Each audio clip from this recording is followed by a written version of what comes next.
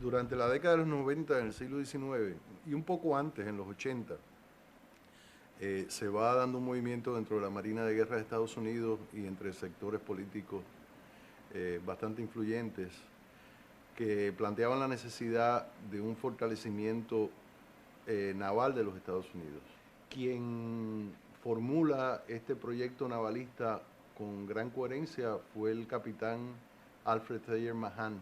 Mahan en sus escritos enfatizaba que el propósito del poder naval era auxiliar y asegurar la expansión comercial de los Estados Unidos.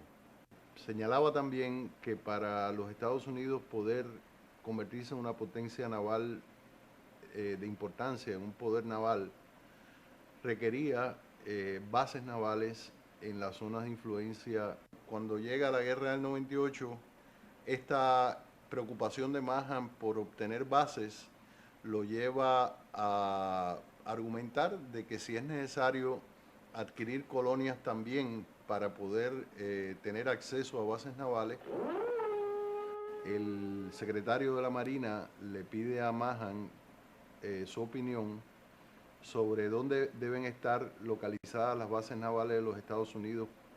Mahan plantea que en Puerto Rico debería haber dos bases navales de importancia, una en la isla de Culebra y otra en San Juan.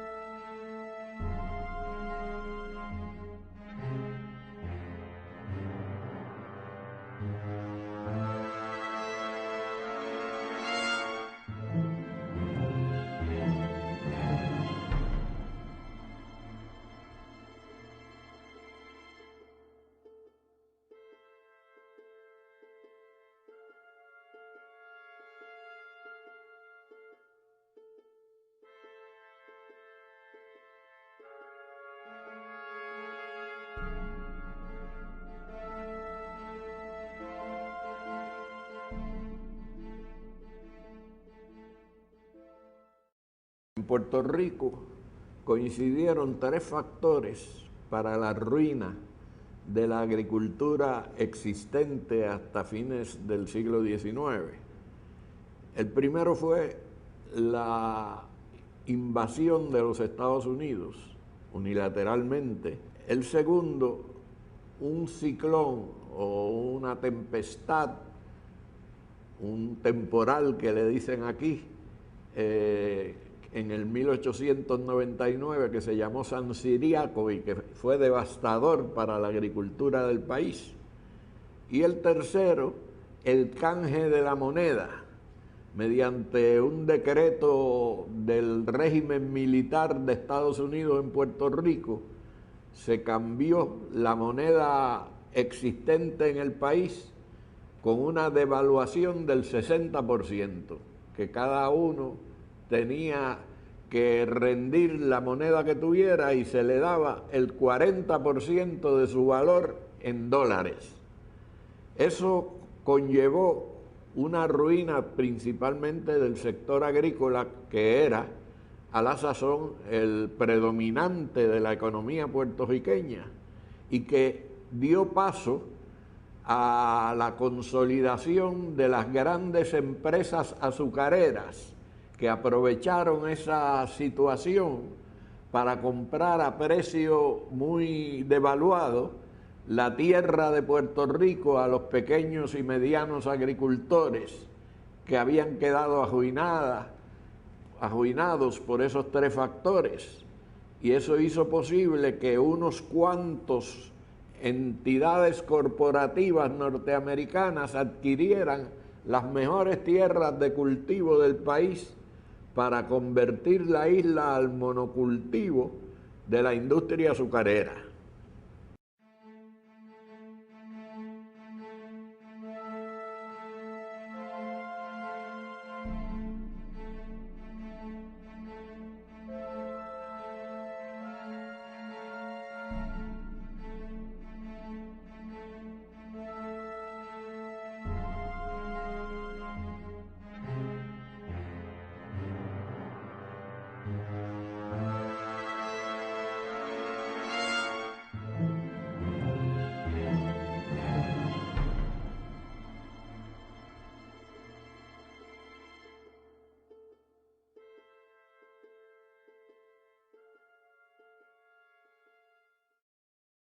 Hubo durante prácticamente el primer medio siglo del siglo XX, los Estados Unidos desarrolló la práctica de pretender extirpar la cultura nacional de Puerto Rico, incluyendo el idioma, incluyendo los símbolos nacionales y todo cuanto representaba una nación en pleno desarrollo sociológico.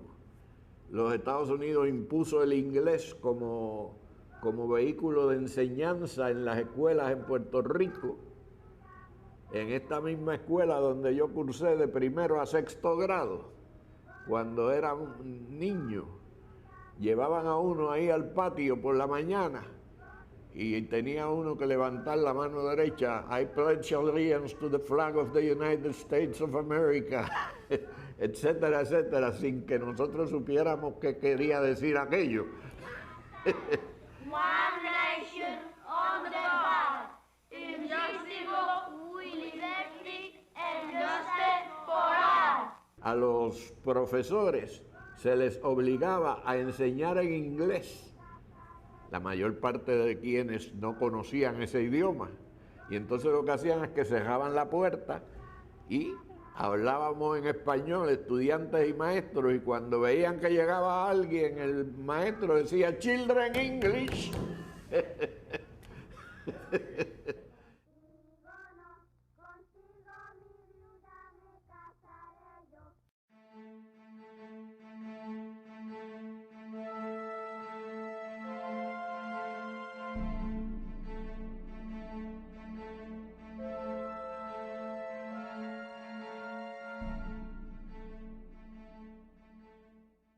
Alrededor de la Primera Guerra Mundial, se plantea la posibilidad de construir una base naval adicional en el este de Puerto Rico y la posibilidad de añadir a esa base el control sobre la isla de Vieques. Cuando la Segunda Guerra Mundial comienza, se empiezan a desarrollar dos grandes bases. Una que es la base de bombarderos en Aguadilla, y la otra base que comienza a desarrollarse es la base de Roosevelt Roads. Es en ese momento, a comienzos de la Segunda Guerra Mundial, cuando se da la primera ola de expropiaciones en Vieques.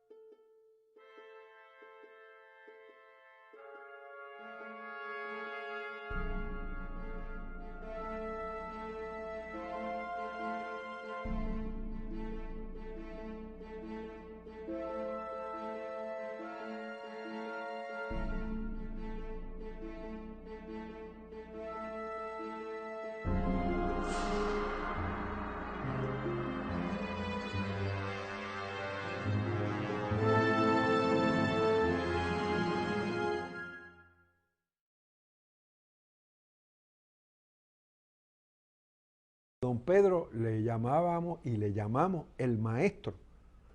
Pero ¿de dónde sale eso del maestro? Pues me dicen que don Pedro hizo la costumbre de que casi todos los domingos, o con bastante frecuencia, ponía una tribuna en la plaza de Ponce.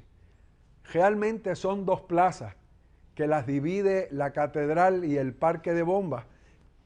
Pues don Pedro ponía ahí los domingos una tribuna que no era de ningún partido, de ninguna agrupación, y no tenía ninguna bandera, ni siquiera la bandera de Puerto Rico.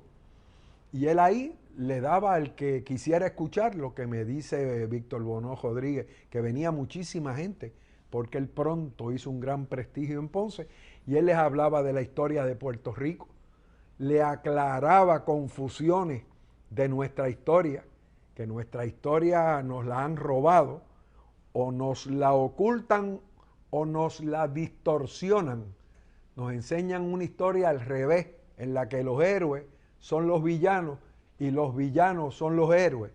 Pues don Pedro, desde esta tribuna no partidaria, le ponía los puntos sobre las íes a nuestra historia, y si había ocurrido un evento muy importante en Puerto Rico o en el mundo, lo comentaba, daba clases desde una tribuna pública en la plaza, y alguna vez que otra iba a dar conferencias sobre historia de Puerto Rico a la que había sido su alma mater, a la Ponce High.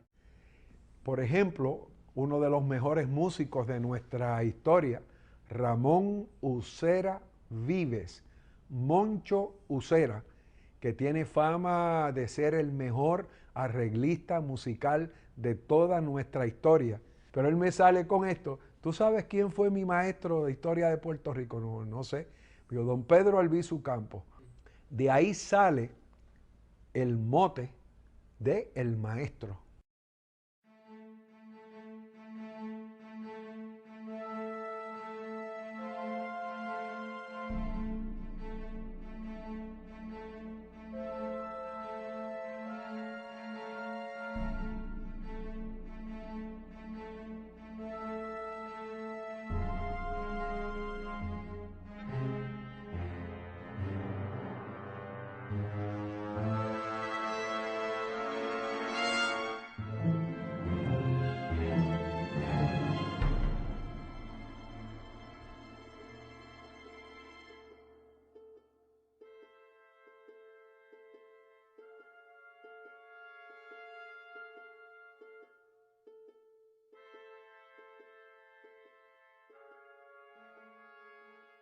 Pedro es la reafirmación de la patria. Si no hubiera existido un Alviso y un nacionalismo, probablemente sería menos la fuerza del puertorriqueñismo. Y nos buscamos nosotros mismos buscando quién es Alviso. Pero ellos no quieren que nosotros conozcamos eso. Los héroes nuestros están supuestos a ser Rambo y Benjamin Franklin y aquel que voló un volantín, qué sé yo qué. No nos enseñan quién diseñó nuestra bandera y la bandera de Lares, Mariana Bracetti, y quién diseñó. No nos enseñan para que no tengamos historia, no tengamos personalidad propia. ¿Entiendes? Y don Pedro nos enseñó a tener ese orgullo, por eso le llamamos el maestro. Aquí hay muchos puertorriqueños que se creen más gringos que George Washington y George Bush. Tú sabes, ellos creen que escupen hasta en inglés, porque lo tienen en la cabeza en esta manera. Eso pasó en uno de mis libros está eso, así me lo contó Rubio, que es lo mismo, que tú no puedes culparle. Se forman en esa situación desde niños. Las películas, que si ellos son los héroes y tú eres el villano, y John Wayne tiraba un tiro y mataba a 20 indios, y los indios tiraban 100 flechas y nos van creando esa cuestión de complejo de inferioridad, de que son superiores, ¿tú entiendes? Y lo vamos creyendo. Y para liberarte tú primero tienes que liberarte todo eso. Y esa es la parte más dura para liberarse. El peor daño que se le ha hecho al puertorriqueño, a muchos, es tener miedo a su capacidad de ser libre. Que te aceptan hasta el final la esclavitud porque se creen incapaces de ser libres. Y eso es peor que la masacre de Ponce, que la masacre de Utoya y la masacre de Río Piedra, porque te han masacrado el psíquico. Te han matado aquí, que es la peor de las muertes. Te han matado aquí. Y Alviso, pues, decía las verdades.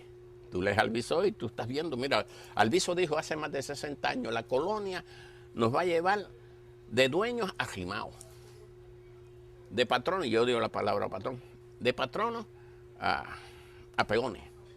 Mira, 60 años después. Puerto Rico 60 años atrás era dueño de casi todo en Puerto Rico. Los negocios, los colmados, la faquetería, todo. Hoy en día somos ajimados, lo dijo don Pedro hace más de 60 años. El coloniaje de dueño nos va a convertir en ajimados. Hoy el que menos manda en Puerto Rico es el puertorriqueño.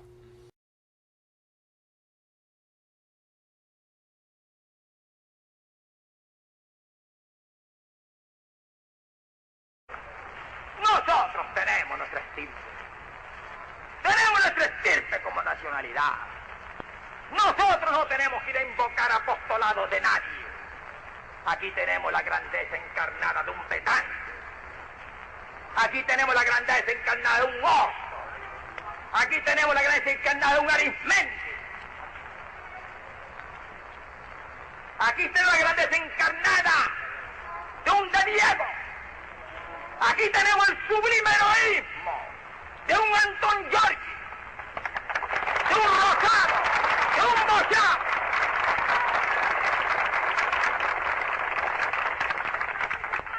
Y grandes serán las mujeres del mundo. Pero aquí tenemos a una Mariana Bracetti, aquí tenemos una Candita de Ponce,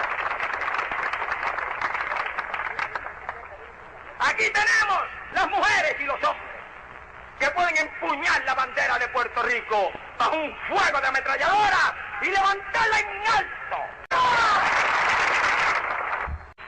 Y el mundo se asombra, y todas las delegaciones se asombran de la actitud del Partido Nacionalista de Puerto Rico. ¿Cómo es que esa gente resiste? El encarcelamiento, el destierro, las masacres, las torturas, destruyéndole su negocio, liquidándole sus intereses a la fuerza, la prostitución, la corrupción, el soborno, el terrorismo. Nada. Puerto Rico en pie, erguido, en la grandeza de nuestra estirpe, en la cruz de San Juan Bautista, en la grandeza de una raza que empuña sus estandartes para hacer de la humanidad la mañana libre.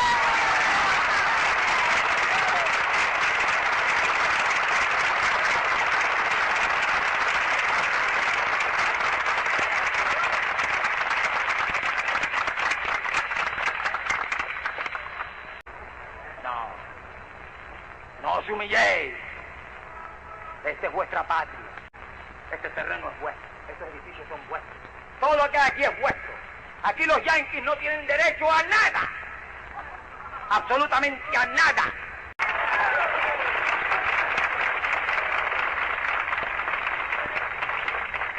A mí, los yanquis han puesto detrás de mí a toda su policía, sus detectives. Los pobres muchachos los tienen ahí en Ayuya, picados por los zancudos, lloviéndole constantemente encima. Les va a dar hasta, se va a poner tullido ahí. A mí me da pena.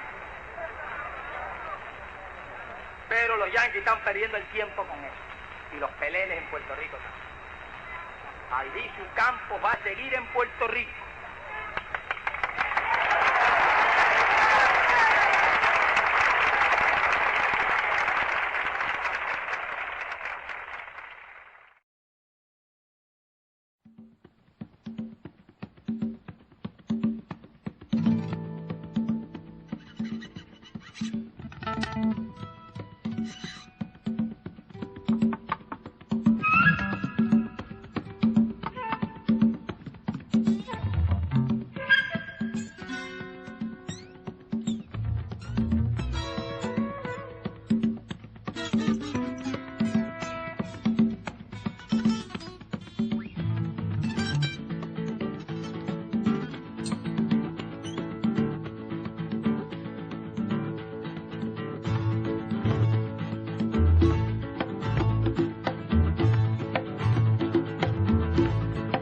Su nombre era piedra,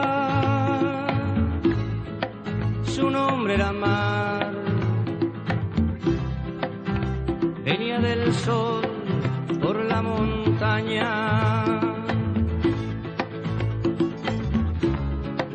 verde como el verde, su nombre era Pedro, Pedro de la caña, Pedro fuego en la mirada, Pedro puño y un revólver en cada palabra, Pedro el amigo de todos, el que luchaba.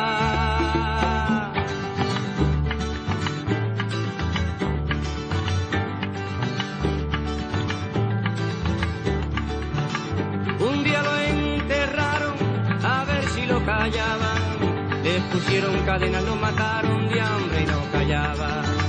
Pedro nació de pie, cavó el yunque, pidió lo imposible y quedar más un poco más, un poquito más. Lo ley, lo ley, lo ley, lo ley, lo ley, lo ley, ley, ley, lo ley, lo ley, ley, ley, lo ley, lo ley, ley, la. Ay, lo ley, lo ley, lo ley, lo ley, lo ley, lo ley, ley, ley, lo ley, lo ley, lo ley, lo ley, lo ley, lo ley, ley, ley, lo ley, lo ley, ley, ley, lo ley, lo ley, ley, la.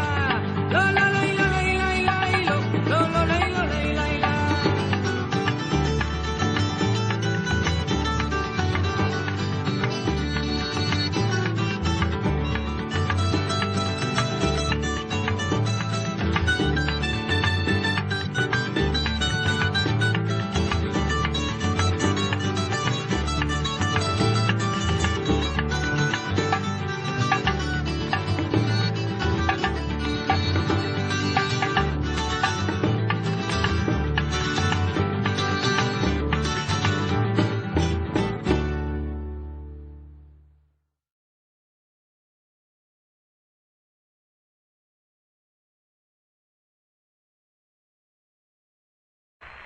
Pero nosotros tenemos que hacer algo en Puerto Rico. ¿Por qué le dicen a Albizu Campos, le ofrecen en México hogar, propiedad, posición, todo lo que sea? En Santo Domingo, en Cuba, en todas partes del mundo para que se vaya allá, para que descanse. Yo descansaré. Yo le agradezco mucho a mis amigos de todas nuestras Américas que le brinden hospitalidad a mis hijos y a mi santa esposa. Yo quiero de esta tribuna a todo el que me oiga, que aquel que tuvo una mirada de respeto para mi mujer en el destierro y para mis hijos en el destierro, Albizu Campos ha jurado que nunca bajará la guardia en la defensa de la libertad de los